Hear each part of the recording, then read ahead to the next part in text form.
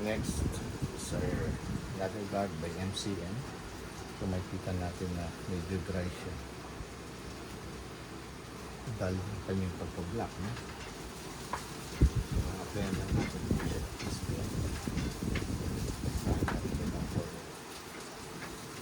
So ginagamit natin. So magamit tayo ng smooth na toothbrush para kuha niya yung loob-looban. Yung application pa lang natin, nag-start natin yung pagkakaiba. Sa mga gilid-gilid ng loob. Hindi naman siya harmful sa mga meta.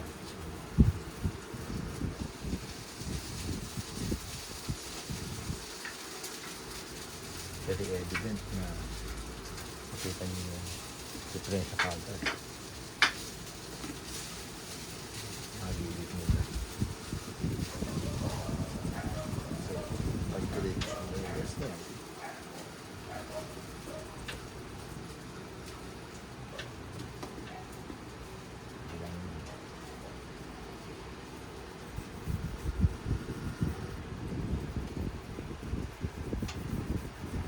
Nakapag-unayan kasi hindi alagaan yung mga bags kasi medyo mahal din siya. So, at saka most of the bags na ganito, especially itong brand na MCM na ito, hindi na po, wala na sa production sa Germany. So that's where they started the company, no? Yung Moncheng. Ngayon, na-acquire sila ng isang South Korean conglomerator company. Sila na ngayon nag-distribute at nagpo-produce ng ganitong bags. I'm not saying hindi na pareho yung quality, but then really evident kasi sa hardware ng mga Germany version na in quality kakaiba. Hindi mo kakaiba pero parang mas matibay. Yung hardware kasi ng mga bago parang mas manipis. Kaya balik kasi pag nagpapakilala ang isang kumpanya, do it na parang overkill yung specs kasi reviewin pa yun ng mga tao. Yun, after review ng mga tao, yun lang papasok na pag maganda yung review, they can do production and lessen the quality. At least, yun nangyayari. I'm not saying na lahat ganun, pero sometimes they would end up parang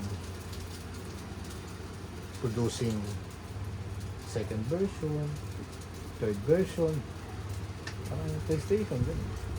Na una, malaki mo, no? Tapos, later on, pupunta sila ng yung compact version. Kasi ang nangyayari dyan, kung produce ka ng compact version, yung hardware, kukunti kasi liliit. So yung cost, bababa. Pag kumaba yung cost, mas mataas yung kikitain. Yung gulo pa nun. Yung demand. Sa production. Ngayon, nalagyan na natin ito. Yung hardware ito. So, lagyan naman natin ngayon ang sa plot nito. By the way, we're using high quality na plot na fiber. Ayan. So, itong piece bin na ito. At first, para siyang oil. Upon application. But then, hindi ba yun? Ano yan? Na-absorb na ng level. Tapos, papasok na sa loob yan.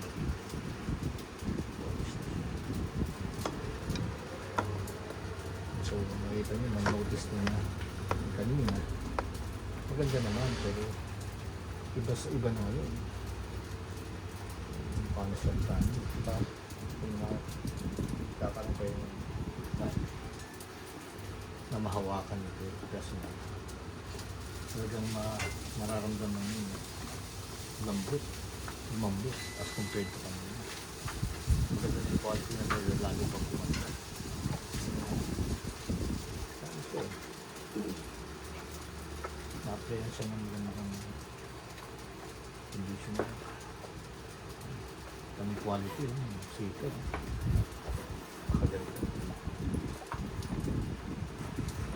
comparable ito sa mga ibang high-end, mas high-end na brand. Pero